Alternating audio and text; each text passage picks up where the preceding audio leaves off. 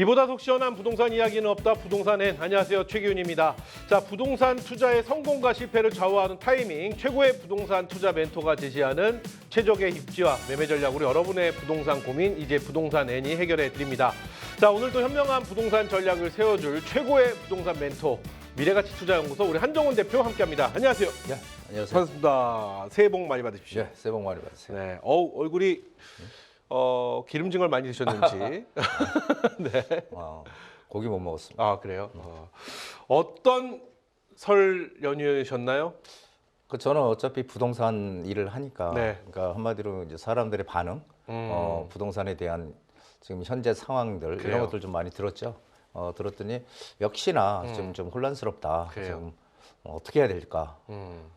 지금 뭐 상당히 망설이는 그런 조금 좀 네. 혼란 속에서 좀 지켜보자라는 그런 분위기가 좀 강한 것 같습니다. 맞습니다. 아마 시청하고 계신 시청자 여러분들도 이번 설 차례상의 주요 의제가 그 중에 하나가 부동산이 아니었을까라는 생각 저희도 한번 해봅니다. 자, 그러면 한정훈 대표와 함께 이야기 나눠볼 이슈엔 오늘의 주제부터 만나보겠습니다. 보여주시죠.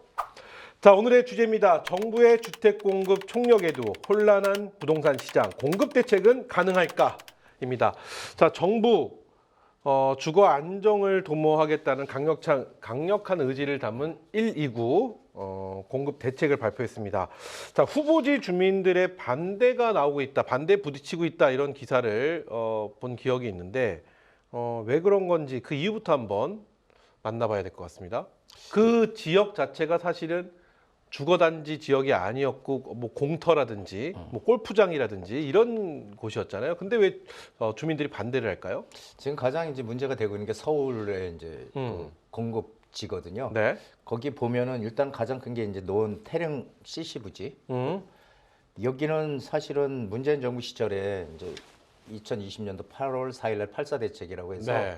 여기에다가 만 가구를 뭐 공급할 그런 계획을 가졌었어요. 그런데 이제 이게 뭐 자연환경 훼손, 교통체증 우려, 그리고 주민들 반발 이런 것들이 지속이 되면서 이제 그때 추진이 중단된 바 있거든요. 그래서 이번에는 이제 또 규모를 좀 줄여서 6,800 가구로 줄여서 이번 대책에 이제 포함을 했지만 뭐 여전히 뭐 주민들 교통난 심화 예전하고 똑같은 거죠. 환경 보호 문제 등 반대 입장을 좀 보이고 있는 상황이에요. 그래서 일단은 이 태릉이 골프장이 이제 별내 신도시와 이제 서울을 연결하는 네.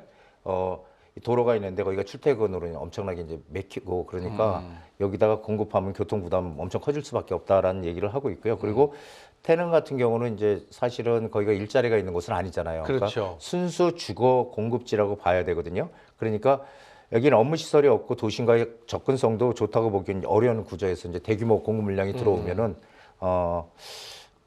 인프라, 교통 뭐 인프라 이런 것들이 좀 부담이 되지 않느냐 그래요. 이런 얘기들을 지금 많이 내뱉고 있습니다. 그래서 근데 이제 항상 그리고 이제 또 하나는 이제 가장 중요한 게 바로 용산이잖아요. 용산. 네, 서울에서 가장 공급 많은데 용산 국제업무지구를 지금 서울시에서는 본래 6천 가구 정도로 처음에는 계획을 했다가 네. 양보를 해서 8천 가구까지 공급을 하겠다고 했는데 국토부에서 이제 10,000가구 만 발표를 가구. 했거든요.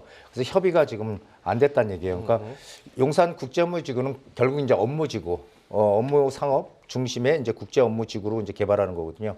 그러니까 비즈니스 허브 이런 것들을 조성을 하는 그런 목표로 만들어진 곳이에요. 그러니까 여기는 이제 어떤 지역의 방향성, 그러니까 여기에 일자리를 크게 만드는 지역 가치 이런 것들이 이제 업무지구가 들어와야지 여기에 주택이 많이 들어오게 되면은 이게 본래 취지에 맞지 않는다 이런 얘기들을 지금 원래 많이 취지에 하고 맞지 있죠. 않는다. 예, 그리고 근데 이제 가장 중요한 거는 결국은 이 국토부와 서울시에서 그러니까 결국 이런 것들을 결정하는 지자체의 영향력이 가장 크니까 그렇죠. 지자체랑 협의가 잘 돼야 되는데 문제는 협의가 안 된 상태로 이게 발표가 됐다는 거죠. 그러니까 서울시에서 지금 반발을 많이 하는 것 그래요. 같습니다. 좋습니다. 그 개인적인 의견인데 개인적인 의견입니다. 그 태릉 말씀하셨잖아요. 이 교통 인프라, 교통난 뭐 근데 아무래도 뭐 몇만 가구, 뭐 7천 가구, 뭐 몇천 대 가구가 들어오게 되면은 아무래도 인구가 수가 증가하기 때문에 교통에 대한 문제는 있겠지만, 근데 이게 또 서울이라는 거잖아요. 서울의 교통 인프라라. 그리고 또 하나는 자연환경 훼손이라는 말씀하셨는데 그 골프장 부지잖아요. 골프장이 자연환경 훼손의 1등인데 제가 생각하기엔 그러니까- 사실 좀 한번 그 지역 주민의 입장이 아니어서 잘 모르겠으나 그러니까 이제 결국은 네. 이제 그런 것 같아요. 제가 판단하기는 네. 저는 이제 그 용산 국제업무지구 같은 경우는 그게 본래 이제 거기 계획을 업무지구로 계획을 한 업무지구네. 취지, 그러니까 업무 상업 중심의 그런 일자리를 만들겠다는 거죠. 그래서 한마디로 서울의 랜드마크로 만들겠다. 이거는 그 취지에 맞춰서 임대 아파트는 이런 주택 공급이 최소화되는 게 맞다라고 저는 보는데 사실은 조금 전에 말씀하셨듯이 이 태릉 CC라든지 이런 것들은 어쨌든 거기는 이게 질 수 있는 거거든요. 근데 네. 제가 보기는 아마 주민들이나 그 보기는 결국은 지금 정부에서 이 수도권에 6만 가구를 공급하겠다고 1월 29일 날인가요? 그때 발표했잖아요. 국토부에서. 그러니까 근데 그 기자가 질문을 한 거 보니까 거기에 한마디로 이제 공공이 들어와서 이제 분양, 공공 분양, 공공 임대 이게 두 개로 나눌 수가 있는데 공공 임대의 비중이 훨씬 클 것 같다는 얘기를 했거든요. 네, 그러다 보니까 사실 우리 그냥 일반적인 입장에서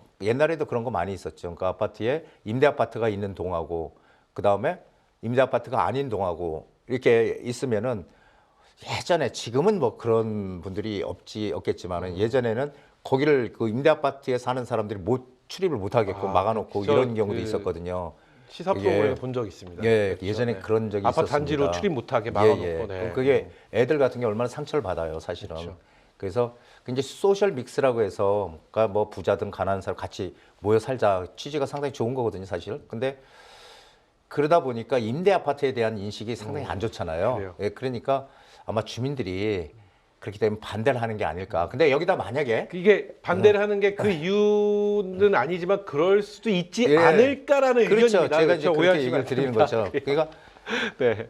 거기에 만약에 그냥 임대 아파트가 아니고 임대 아파트 위주가 아니고 일반 아파트 뭐 민간에서 하는 아파트가 네. 들어온다면 과연 반대를 많이 할까 또 이런 생각도 그래요. 저는 이제 개인적으로 좀 해봅니다. 그래요. 이거는 그렇지 않을까 혹시나 뭐 그런 아주 일부의 그런 의견도 있다 이런 생각도 있다 정도로 마무리해야 될 것 같습니다. 그렇죠? 어쨌든 반대하는 입장에 대해서 저희가 만나봤는데 그러면 이러한 혼란 속에서도 정부는 이번 공급 대책을 통해서 수도권 중심으로 약 6만 호의 주택을 신속하게 공급하겠다 이렇게 얘기했는데 이 신속화는 얼마나 이 현실적일지가 이게 가장 궁금합니다. 보면은 앞서 말씀하셨던 용산 같은 경우는 2028년도에 2년 남았습니다. 2년 뒤에 바로 착공을 하겠다라는 또 이야기도 들은 것 같은데 이 신속화 현실적일까요? 어떻게 보시나요? 뭐 그 용산 국제업무지구는 이미 계속 진행을 하던 곳이기 때문에 그 사업 시행인가도 나고 진행하던 곳이 뭐 가능하죠. 여기는 그건 가능합니다. 네. 그래서 이제 용산 국제업무지구하고 그 인근에 이제 캠프킴 부지, 미군 부대 부지죠. 여기 한 12,000 가구 정도 지금 예상돼 있고 서울 노원구에 이제 뭐 태릉 CC 여기 면목동 일대에서 약 7,500 가구, 경기 과천 여기 30년 착공이거든요. 그러면 여기도 한 10,000 가구.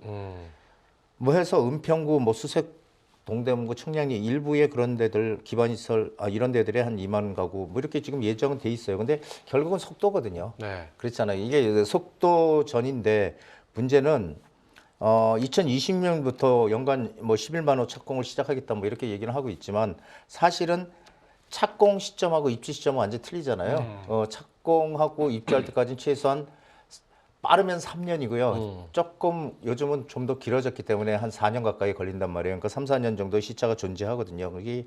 그래서 저는 최소 이게 시간이 이런 계획들이 네.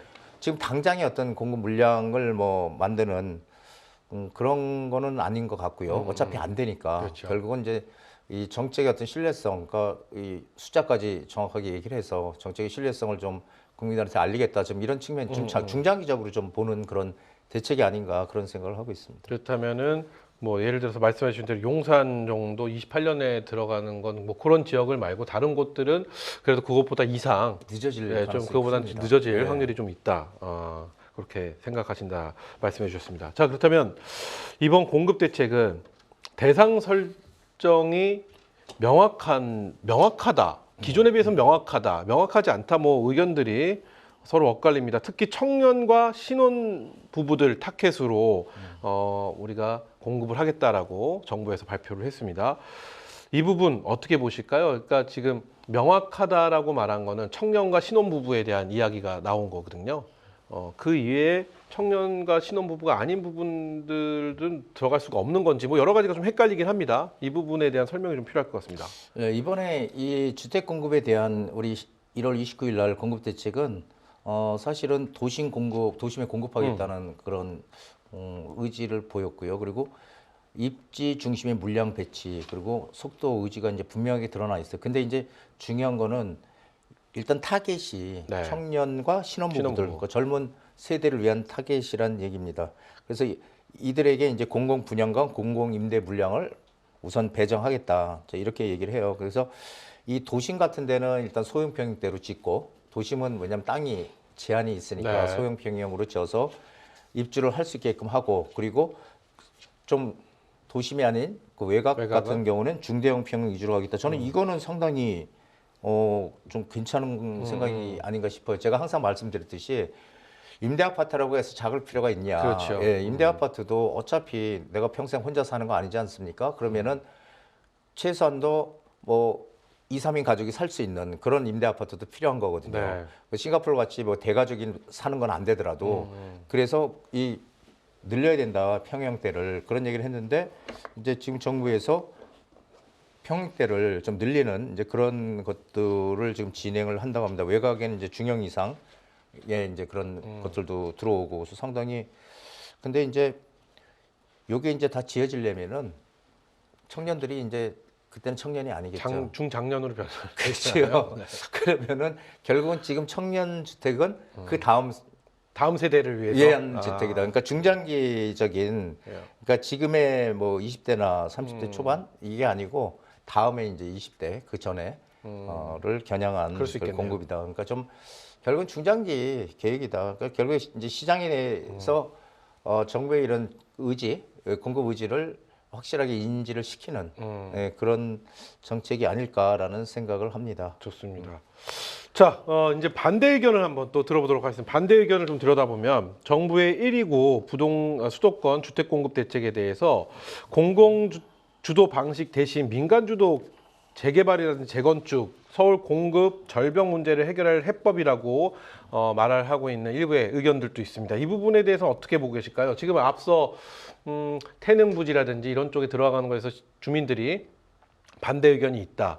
근데 거기에 소수 의견 정도는 이게 공공이라서 아닐까라는 말씀도 언급을 해주셨는데, 뭐 그들의 반대 의견을 좀 들여다보면 민간 공공 주도 방식 대신 민간에서 재개발 재건축 쪽으로 가야지만 승산이 있다라는 의견에 대해서는 어떤 의견을 갖고 계실까요? 저는 그건 맞다고 생각을 해요. 그래요? 왜 그러냐면은 여태까지 우리가 주택 공급을 한 걸 보면은 거의 대다수가 민간에서 공급을 했거든요. 그렇죠. 예, 대다수가 민간에서 공급할 수밖에 없죠. 왜냐하면은 정부에서 임대 아파트를 공급한 한계가 분명히 존재하거든요.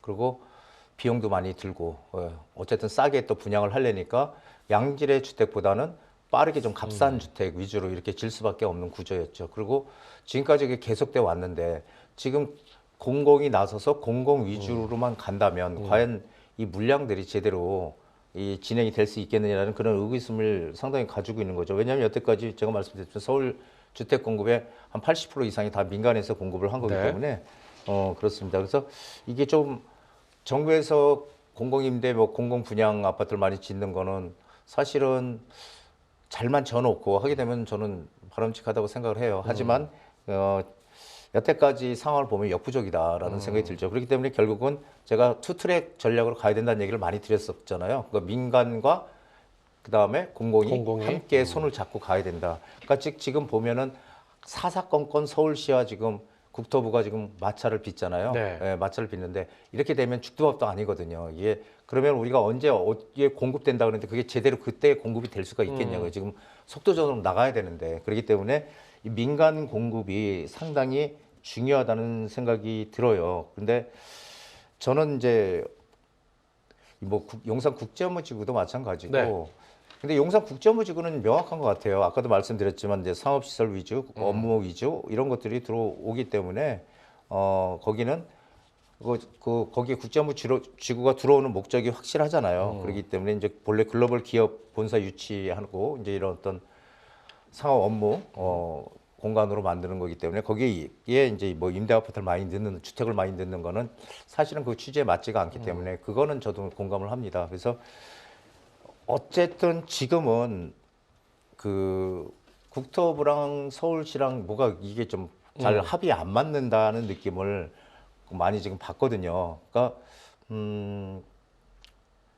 민간 재개발 재건축에 대한 규제도 좀 풀어줘야 된다. 그러니까 네. 우리 129 대책에서 1월 29일 대책에서도 공공이 뭘 어떻게 어디에다 공급을 하겠다라는 건 얘기 나왔어도 민간에서 공급하는 것들에 대한 규제를 없애주는 뭐 용적률을 상향을 최대 법정 상한 용적률을 서울시에서 그 120%까지 완화하려고 원래 했는데 그것도 지금 안 되고 있고요. 그리고 지금 이제 그 이주비 같은 거 재개발 재건축 이주비 있잖아요. 이주비도 지금 6억까지밖에 안 해주잖아요. 그렇기 네. 때문에 상당히 그런 문제도 많고요. 그리고 뭐 재건축 초과이익 환수제 이것도 이 폐지를 해주든지 아니면 좀 완화를 해주든지 해서 좌우적인 민간 이게 잘 굴러가야 된다는 얘기죠. 민간 사업이.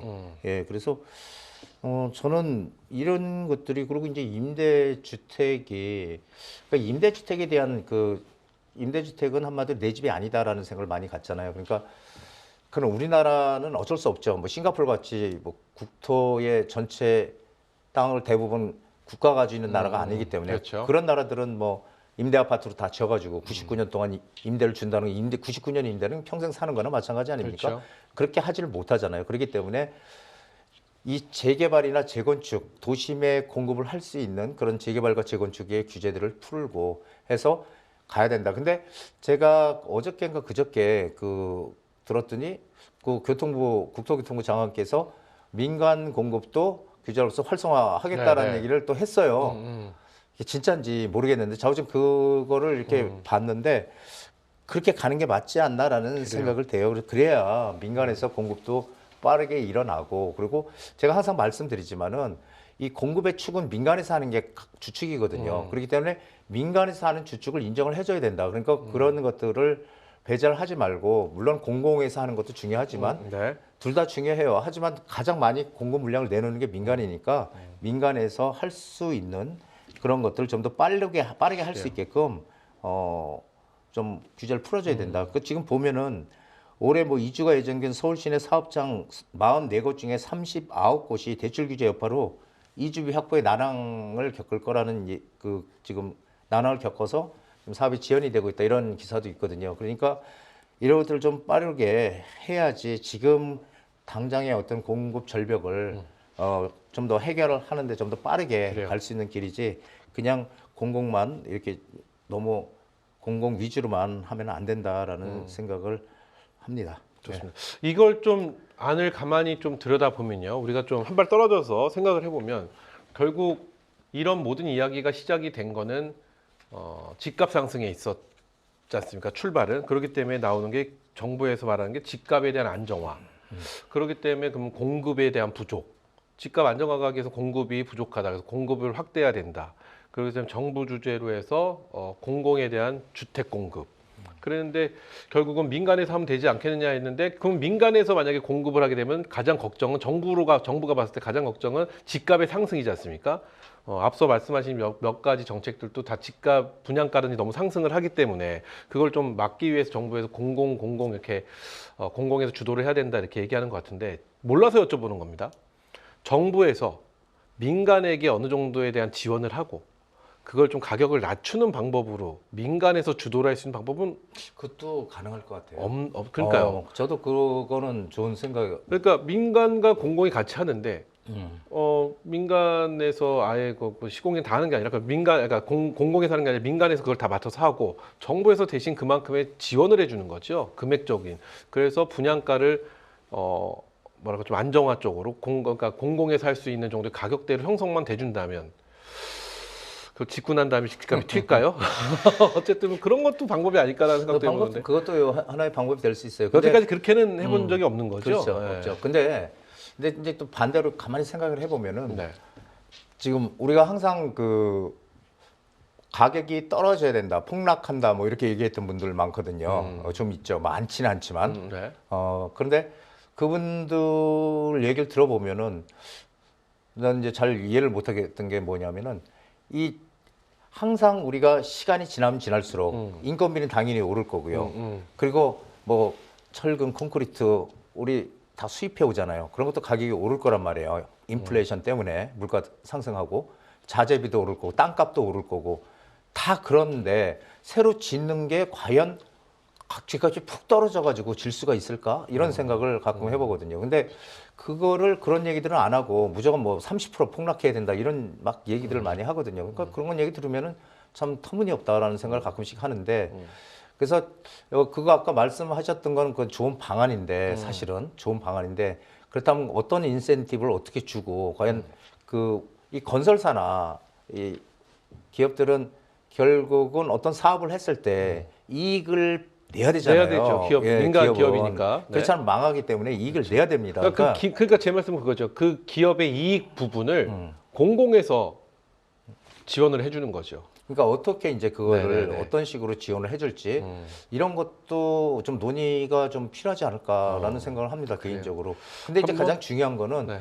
지금 정부의 인식이라고 저는 생각을 해요. 왜 그러냐면은 지금 뭐 아시다시피 토지 우리 뭐 서울 전역을 비롯해서 경기 12개 지역 토지 거래 허가를 다 묶여놨잖아요. 그러다 보니까 거래도 지금 안 되고 이런 상황에서 지금 5월 9일까지 집을 팔아라. 네. 그러다가 가만히 생각해 보니까 이 시간도 얼마 안 남았으니 그러니까 뭐 강남 3구와 용산구는 4개월 5월 9일까지 계약만 하면 네, 네. 잔금 치를 때까지 4개월의 여유를 주겠다. 네. 4개월 여유로 잔금 치러라. 그리고 그 이후에 토지 거래 허가로 지정된 나머지 전체 구역들, 그러니까 그거 25개 구는 21개 구죠. 서울 전 지역이라고 봐야죠. 네. 그 나머지 구역들, 그 구역들은 6개월 주겠다. 계약하고 이렇게 해놨거든요. 지금. 그러니까 이것도 가만 보니까 이게 또 지금 거래가 안 될 것 같으니까 이제 부랴부랴 지금 그렇게 또 만들어 놓은 거란 말이에요. 그러니까 이게 저는 상당히 그러니까 좀 인식이 이렇게 좀 시장을 바라보는 인식이 좀 폭넓게 이렇게 좀 바라봐야 되지 않을까. 그러니까 너무 그냥 단발적으로 대책이 막 나오지 않나라는 생각을 저는 좀 하고 있거든요. 그러면 이제 결국은 제가 이제 좀 안타깝게 생각하는 것 중에 하나는 지금 시장에 매물이 많이 나오길 바라잖아요. 그렇죠? 근데 강남을 주축으로 한 집값이 많이 상승한 요번에 많이 상승한 강남 3구를 포함한 마용성이라고 하잖아요. 이 한강 벨트 라인. 이쪽에는 그래도 매물들이 굉장히 많이 나왔다라는 기사를 계속해서 볼 수 있습니다. 근데 5월 9일인가요? 네. 그 이후에가 언제 관건일 텐데 그 이후에는 또 어떻게 될지. 현재로는 좀 뭐라고 할까 이번 정부의 어떤 단호함 때문이라고 봐야 될까요? 굉장히 좀 많이 나오고 있는 건 같습니다. 매물이 그쪽 중심으로.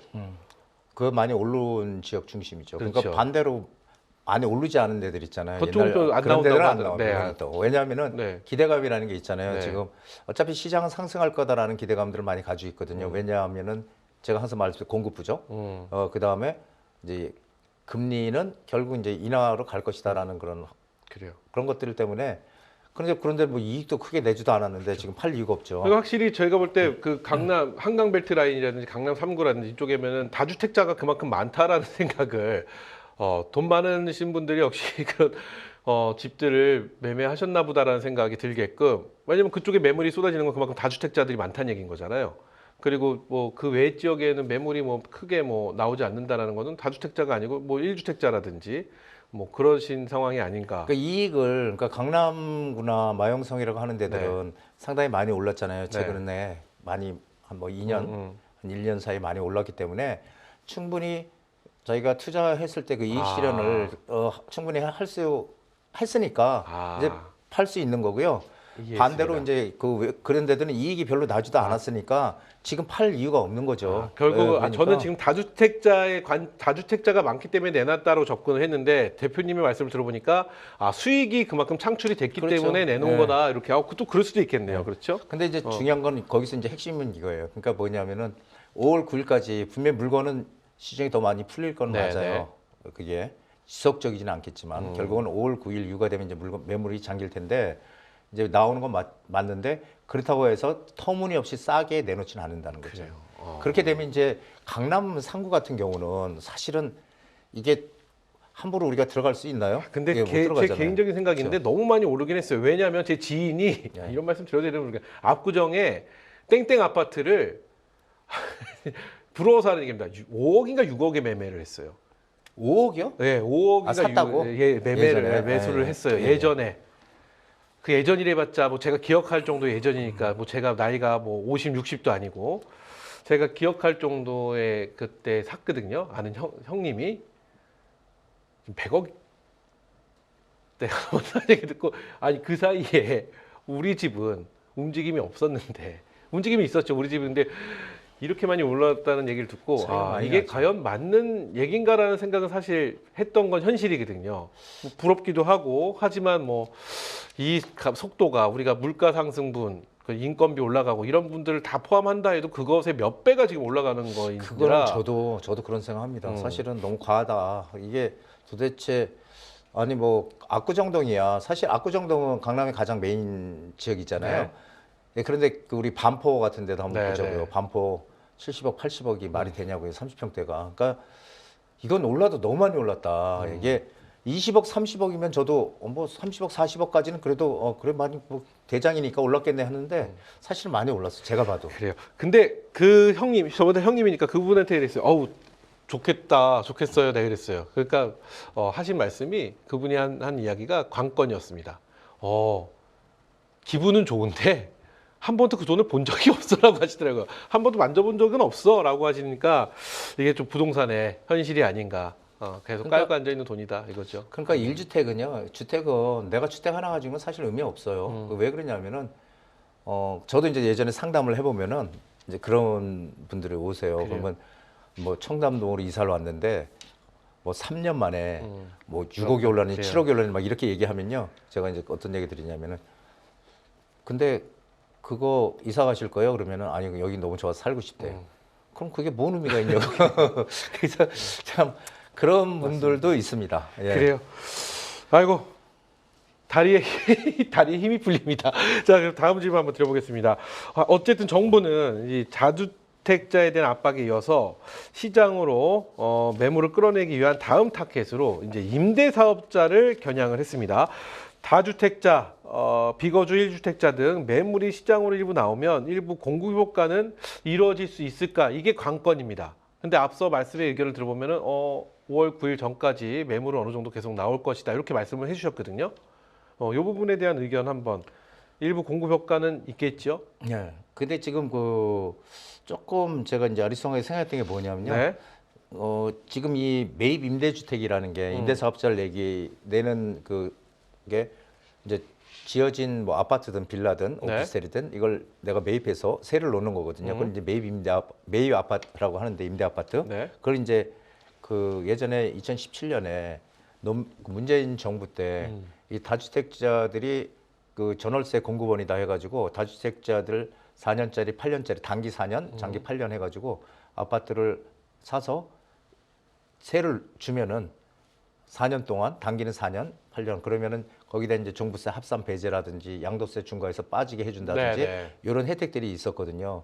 근데 문재인 정부에서 그렇게 하다가 보니까 이게 투기로 그냥 막 사들인다 이런 인식 때문에 그걸 갖다가 2020년도에 네. 폐지를 했거든요. 이제 없앴어요 아예 2020년도에. 그래서 이제 4년짜리, 8년짜리, 4년짜리 이제 다 나왔고요 이미 이제 그 끝났죠 임대 사업이 2017년부터 했으니까. 근데 8년짜리가 그때 이제 임대 사업 신청을 한 것들이 네. 지금 이제 시한이 안 된 것들이 올해도 한 2만 가구 정도 이제 그 임대 사업자 등록에서 이제 빠지는 것들 이제 8년이 돼 가지고 올해부터 이제 또 나오거든요. 한 몇 년 앞으로 2, 3년 동안 계속 끝까지 나올 거예요. 나오는데 이미 그거는 임대 사업자에서 빠지게 되면은 이제 8년이 돼서 빠지게 되면은 그냥 시장에 매물이 나오는 거거든요. 나오는 거예요. 이거 그냥 나올 수밖에 없죠. 근데 그거를 그냥 이게 계속 저는 그 얘기를 듣고서 아니 이 제도가 이거 지금 아직까지도 이거 지금 되고 있는 건가? 이런 생각을 했거든요. 이미 그거는 없어졌어. 2020년 폐지된 제도예요, 이거는. 그래요? 폐지된 제도인데 저는 그 대통령께서 하신 말씀을 듣고 이거 지금도 시행하는 거야? 이런 생각을 잠깐 순간적으로 그게 아니고 이미 2020년도 폐지가 돼서 그 임대 연한을 채운 것들은 이제 그 때가 되면 시중에 물건이 나와요. 근데 지금 그거를 계속 이 매입형 임대 사업자를 개선해야 된다 이렇게 계속 얘기를 지금 하고 있는 거거든요. 그럼 결국은 지금 일단 아파트들은 나올 거예요. 근데 그 임대사업자가 8년이든 이렇게 있다가 이제 임대사업 기간이 끝나잖아요. 그러니까 일반 이제 끝나요, 네네. 사업자가. 그러면은 이제 혜택은 사라지고 하나 남는 혜택이 있어요. 그게 뭐냐면 양도세 중과에서 면제가 돼요. 네네. 그 임대사업을 8년 동안 줬던 것들 면제가 되거든요. 그러니까 그게 특혜다. 이제 특혜다. 그래서 그걸 갖다가 적당한 시기에 이제 좀 없애든지 뭔가 조정을 해야 된다. 이런 의도로 저는 그래요. 들었거든요. 근데 이제 문제는 지금 임대사업의 전체적으로 지금 현재는 아파트는 임대사업으로 절대 등록을 못 하거든요. 없어요. 아, 그래요? 아파트는 임대사업자 없어요, 지금. 그리고 빌라나 오피스텔은 임대사업자를 낼 수가 있어요. 네. 그래서 지금은 6년짜리, 10년짜리 해가지고 그 두 가지로 지금 정부에서 다시 부활했어요. 윤석열 정부에서. 지금은? 예, 네네네. 부활을 했는데 아파트는 못 합니다.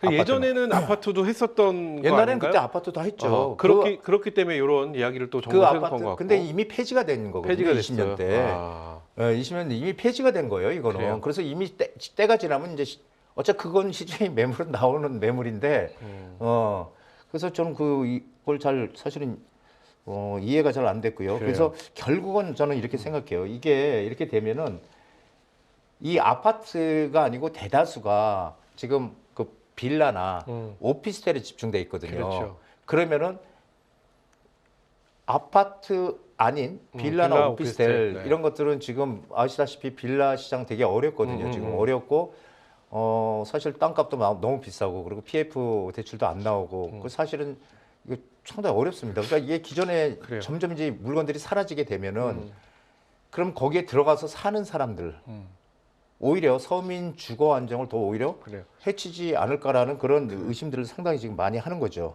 그래서 그런지 정부에서 뭐 아직 이 정책이 뭐 시행이 되고 이런 건 아니지만 아파트를 제외한 빌라와 오피스텔은 이 안에서 좀 뭐 제외하겠다라는 또 의견 또 제가 언론을 통해서 본 것 같습니다. 그런 게 있었어요. 네네 그런 이야기가 나와서 아직 뭐 결정된 부분은 아니지만 근데 그게 제가 이제 그 내용을 보면은 네. 일단 그 대통령께서 아파트를 타깃으로 해서 얘기를 한 것 그렇죠. 같은데, 네. 근데 이미 그건 2020년대 폐지가 된 폐지가 건데 됐다. 아마 그걸 모르시고 얘기한 게 아닌가 싶고요. 그거를 그래서 폐기가 된 거고, 그러다 보니까 기존에 이제 이미 임대사업자를 냈던 것들만 내지 그래요. 신규로 낼 수가 없거든요. 2020년대 폐지가 됐으니까. 그래요? 그러면은 기존에 있던 물량들은 때가 되면 자연히 시장에 나올 거란 말이에요. 자연히. 근데 결국은 그 빌라나 다세대 주택을 타겟으로 하는 게 아닌가. 나는 이제 그런 생각을 하는 거죠. 근데 아시다시피 이해했습니다. 그러니까 2020년도 때 폐지가 됐기 때문에 신규 등록이 안 되는 안 건데 되죠. 정부에서 말한 건 그거 아닐까요? 이 그 기간 한도의 기간을 내가 뭐 100년이든 200년이든 들고 있다가 그때 내서 파는 게 무슨 의미가 있겠느냐. 그때 그러니까 빨리 팔아라. 그러니까 빨리 내놔라라는 의미에서 얘기한 것 같습니다. 예, 그렇죠? 그래서 그렇게 되면 이제 나오는 물건들은 그 빌라나 오피스텔들일 텐데요. 빌라나 오피스텔도 우리가 가만히 생각해 보면은 그게 이제 그 임대사업자 내는 사람들이 그건 시세 차익을 목적으로 하는 것보다는 자기 그 월세를 받는다든지 그렇죠. 노후 대비라든지 이런 쪽으로 많이들 해서 임대사업자를 하고 있거든요, 사실. 그리고 빌라는 특별히 그 어떤 재개발이 될 수 있는 그런 정비구역이 지정이 된다든지 이런 재개발이 진행되는 데는 모르겠지만 일반적인 빌라들은 가격도 그래요. 낮아요. 그래서 오히려 그렇게 되면 그런 매물들이 사라지게 되면은 서민 주거 안정이 오히려 더 불안해질 가능성이 크다라는 지금 얘기들을 많이 하고 있는 거죠. 그래요. 요건 한번 좀 더 지켜봐야 될 것 같습니다. 왜냐하면 제가 또 기사를 통해서 봤었을 때 아파트를 제외한 빌라 오피스텔은 제외할 수 있다라는 뭐 그것도 검토 중이다라는 이야기를 본 것 같아서 한번 좀 지켜보는 걸로 정리를 하면 될 것 같습니다. 자, 말씀 다 전해주셨으면 여기까지 시간 됐습니다. 네, 여기까지 오늘의 이슈 저희가 만나봤습니다. 자, 한 주도 놓칠 수 없는 또 무료 세미나가 준비되어 있습니다. 요즘 같이 좀 이렇게 혼돈의 시기, 혼란의 시기, 이게 어디로 튈지 모르는 이런 시기 때야말로 우리 한정훈 대표의 무료 세미나가 큰 힘을 발휘해 주지 않을까. 그리고 혼란스러운 생각을 좀 정리도 도와주시고 마음도 잡아주실 수 있는 무료 세미나. 이번 주에 어떤 이야기 해주실지 기대가 됩니다. 자, 시장이 지금 혼란스럽습니다. 네. 많은 분들이 그렇게 얘기합니다. 혼돈의 부동산 시장에서 살아남는 투자 전략. 살아남는 투자 전략. 그래요. 자, 제가 항상 뭐 말씀드렸죠. 이럴 때 제가 시장에 대한 그런 어떤 흐름 이런 것들을 정확하게 제가 예측을 해서 그래요. 지금 말씀을 드렸기 때문에 아마 제 방송 오랫동안 보신 분들은 아실 거예요. 그래서 지금의 이런 상황에서 우리가 어떤 쪽으로 가야 되는지 어떻게 포지션을 취해야 되는지 거기에 대해서 정확하게 그리고 정책 방향이 어떻게 단계별로 어떻게 갈지 여기에 대한 확실한 그런 얘기들을 제가 해드릴 거고요. 그렇다면은 거기에서 우리가 틈새로 들어갈 수 있는 지역 지금 네. 이 6월 달에 이제 선거가 있잖아요. 선거 있으면은 이 지자체장이 바뀌면서 시장도 상당히 불안해질 가능성이 큽니다. 그런데도 흔들리지 않는 그런 지역이 분명히 있거든요. 그런 지역들을 콕 집어서 얘기할 수 있는 그래요. 그런 강의로 한번 만들어 보겠습니다. 좋습니다. 굉장히 귀중한 시간이 될 것 같은데요. 이번에는 2월 25일 수요일에 있습니다. 수요일 오후 2시에 있는데요. 살아남는 투자 전략, 이렇게 혼돈의 시기에 어떤 명쾌한 해답을 갖고 무료 세미나 오시면 큰 도움이 될 것 같습니다. 서울 전화 02-556-6961에서 3번으로 전화 주시면은요, 이 세미나에 대한 자세한 안내를 또 받아보실 수 있으니까요. 우리 시청자 여러분들의 많은 참여 부탁드리고요. 전화 주셔서 궁금하신 내용 물어봐 주셨으면 좋겠습니다. 서울 전화 02-556-6961에서 3번. 이렇게 말씀드리도록 하겠습니다. 자, 최고의 부동산 전문가 우리 한정훈 대표가 여러분의 투자 상황과 자금 계획에 맞는 최적의 솔루션을 제시해 드리니까요. 여러분들의 많은 참여 부탁드리겠습니다.